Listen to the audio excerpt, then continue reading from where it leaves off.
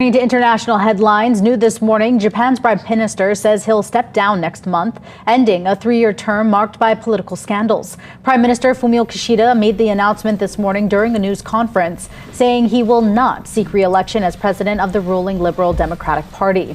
Kishida was elected president in 2021. His drop out of the race means a new leader will step into the role of prime minister in September. Kishida has been battling low approval ratings for the last year amid several political scandals. Category 1 storm, Ernesto. Puerto Rico flooding. That's what we've got going on right there. Look at the time lapse as the rain and the squalls just batter into the island right here. It's the third hurricane of the Atlantic season. That is new as of 11 o'clock this morning. Ernesto is expected to become a major hurricane in just a couple of days. Fox Weather's Nicole Valdez is in Fajardo. That's in Puerto Rico, northeastern side of the island itself, to bring us the latest. And Nicole, great reporting so far. Are you coming across some damage again? Yeah, Bob, at this point, we're talking about more than 700,000 people in Puerto Rico without power. That is nearly half of the island. It's an incredible number at this point, especially considering that this storm, in the grand scheme of things, has not done nearly the amount of damage that past hurricanes, including Fiona, Maria, just to name a few, have done. But what we have seen in certain communities, especially on that northeastern tier, is damage like this one. You'll notice this large power pole now leaning on its side, sitting on top of other power lines. I think this particular image is very telling, because what you'll notice about this one is, if you look just ahead of it, you'll notice a older wooden power pole. That one's still standing here.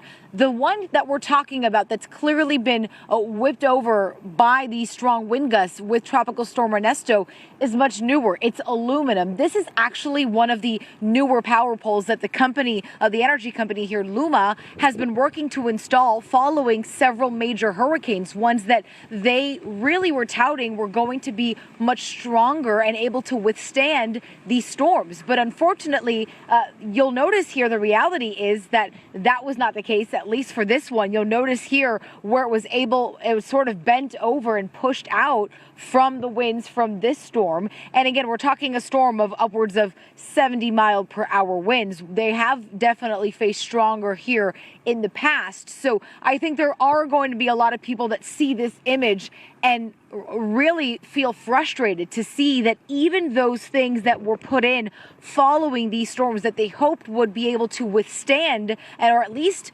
stay stronger in the wake of these storms, are still showing to have their own problems, right?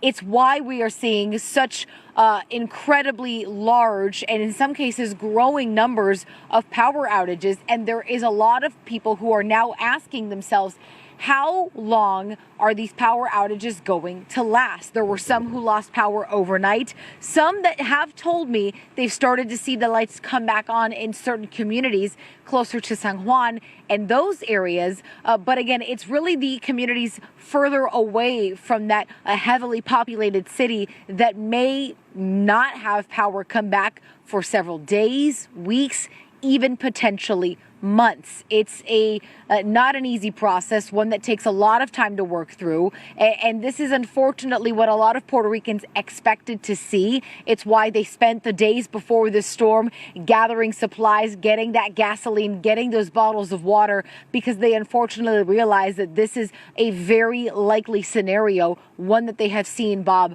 far too many times. I mean, the latest numbers right there, we were looking it up, 728 million customers without power, and 49% of the island is out. And I'm looking behind you, that's the new pole, and the old one is still standing. Do you think that's just a one-off, or do you think these new poles are junk? You know, Bob, I'll be honest, we've seen some that are still standing and doing well, others that are not, right? I think in this particular one, you'll notice here where that old pole once stood. So this was likely one that toppled over in a previous storm. Right. And just next to it was where they sort of decided to place this new one in hopes, again, that it would be able to do or fare better in a storm like this. And I do think it's telling that we are not talking about a category, a 1, 2, 3 hurricane that hit Puerto Rico. Ernesto is now that strong, but it only really got stronger once it moved off of the island. So we were talking about still a tropical storm, yet polls like this are still showing that they weren't able to withstand that. So I think there's a lot of people, a lot of Puerto Ricans who will say that's a problem. And their concern now is how often are they going to see these newer polls face this? I think a lot of people would tell you they feel like this may be more of a Band-Aid on the problem and not really a long-term solution. Oh, it's a fair point, Nicole. Absolutely. I mean, you're watching that, and you're right. To your point, it was a tropical storm. It had hurricane force winds for sure, but I mean, what happens when a bona fide hurricane hits the island? I mean, you talk about hair pulling. You're absolutely right. Nicole Valdez out there in Puerto Rico. Great reporting, and we'll check back in with you Just again. the last hour, the powerful storm Ernesto strengthened from a tropical storm to a hurricane north of Puerto Rico in the Atlantic. Significant flood alerts are in effect across the U.S. territory and the British Virgin Islands right now as that storm continues to barrel its way north. Puerto Rico has shuttered public schools and businesses in the face of 70-mile-per-hour winds, heavy flooding, even widespread power outages. This is now the third hurricane since the Atlantic hurricane season began just in June. NBC News correspondent Guad Venegas is following the latest for us from Miami there. Guad, what is the latest on this storm? I mean, has it actually reached hurricane status for sure? Morgan, as we speak, I've been listening to a live presser where the governor is speaking on the latest. So right now, the governor is announcing the help that will be coming from FEMA after this emergency declaration was approved in the U.S. So they expect a lot of generators to come to the island. Now, the main issue is the amount of people without power. More than 600,000 customers in Puerto Rico have no electric power. And when you think of customers, 2 to 3 people per household, that means maybe more than 1 million people are without power. We've seen flooding in a lot of roads, bridges that have been shut down from that heavy rain. Most of the island right now is under warning because of that possibility of flooding. Even though the storm already made its way through and is north of the island, the heavy rain continues to slam Puerto Rico. Vegetation covering many of the roads, as we can see the damage to the power infrastructure, utility poles and power lines, as well as the possibility for mudslides. So these are the things that authorities are going over. This press conference taking place right now is the first press conference today where they're making announcements as to the status of the island. They're also talking about crews that are going out to assess some of that damage on the roads when it comes to the rivers and, of course, with the power. The biggest question moving forward is going to be, Morgan, how long will it take for LUMA, the power company, to restore power to the hundreds of thousands that are now without power? Because in the past, with other storms, it's been days or even weeks for a lot of people to get that power back. Yeah, speaking of which, Guad, I mean, we know that Puerto Rico called in the National Guard. They canceled public school classes. President Biden has also approved an emergency declaration. So what type of assistance ultimately can we expect this to deliver to Puerto Rico? Right. So with that emergency declaration, which they just announced just seconds ago, what kind of assistance that would bring. So essentially what it means is that part of the money needed to pay for the assistance that authorities bring in comes from the federal government. And that assistance comes in the form of perhaps water for places that don't have running water. There's been areas where the water plants aren't functioning properly because vegetation went into the filtering system. So you're going to have to bring water for some people. And of course, those generators that are necessary for people that will not have access to power, communities that have been cut off. So essentially, that emergency declaration will bring in the funds necessary for those local municipalities to tap into the resources, Morgan. All right, NBC News correspondent Guad Venegas for us. And then a lightning strike has injured 2 park visitors at Horseshoe Bend and Glen Canyon National Park. So a few minutes before 4 p.m. yesterday, 2 women were standing near the rim of Horseshoe Bend viewing area when they were struck by lightning. One woman, 22 years old, was from the Netherlands, while the other 23 years old was from Australia. They both sustained injuries, we're told, and they had to be flown to a nearby hospital in Utah. Visitors are advised to use caution while visiting exposed outdoor areas, of course, and be aware of changing weather conditions. Well, a hiker...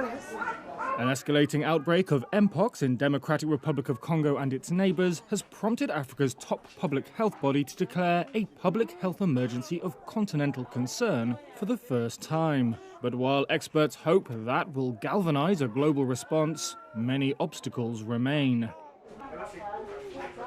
Mpox, which is usually mild but can kill, has been endemic in parts of Africa for decades. A new strain, however, appears to spread more easily through routine close contact. According to the Africa Centers for Disease Control and Prevention, over 15,000 Mpox cases and 461 deaths were reported on the continent this year so far. That's a 160% increase from the same period last year. A total of 18 countries have reported cases. Benefits of the declaration, according to the Africa CDC, include the mobilization of resources across affected countries, the unlocking of essential funding, and the boosting of surveillance and laboratory testing efforts. This is not just an African issue. Here's Africa CDC Director General Jean Kaseya. And it is in this moment of vulnerability that we must find our greatest strength and demonstrate that we are all learning from the COVID lesson, and we are playing solidarity. Kaseya said there was a clear plan to secure the 10 million vaccine doses the continent needs, including 3 million this year. But sources involved in planning a vaccination rollout in Congo said only 65,000 doses were likely to be available in the short term. They added that campaigns were unlikely to begin there before October at the earliest. That's on a continent where health facilities and humanitarian funds are already stretched by conflict and outbreaks of diseases like measles and cholera. In Congo, there are no vaccines or specific treatments for Mpox outside clinical trials. Congo's regulators have approved the use of 2 vaccines domestically, but the government is yet to officially request any. That's neither from manufacturers nor governments like the United States, looking to make donations through global vaccine group Gavi. Speaking at an Africa CDC briefing, clinical diseases epidemiologist Salim Abdul Karim warned that tracing the spread of Mpox is also difficult, as it can often be mild. The evidence they have on numbers of cases and deaths, he said, they're just the tip of the iceberg. Travelers in Latin America have been advised to remain vigilant following the discovery of 19 Oropouche virus cases in tourists departing from Europe. Spain, Italy and Germany reported infections in numerous patients who had recently traveled to Cuba and Brazil, where outbreaks of the virus have caused health ministries to sound the alarm. In June and July, the European Centre for Disease Prevention and Control, ECDC, reported that there were 15 imported infections in Spain, 5 in Italy and 2 in Germany. So far, the majority of cases have been reported in Brazil, but the virus has also been detected in Bolivia, Colombia and Peru. Oropouche belongs to the same family of arboviruses as dengue fever and the Zika virus. It is mostly spread by bites from a midge and is typically found in the Amazon rainforest. Fever usually sets in 3 to 8 days after infection. Headaches, rashes and pain in the muscles or joints are typical symptoms. Additionally, some people may have light sensitivity and gastrointestinal symptoms. Similar to the Zika disease outbreak that ravaged the continent in 2015, the virus has been connected to birth abnormalities, and stillbirths. Brazil's health ministry reported earlier this month that there are 8 cases of direct mother-to-fetus transmission under investigation.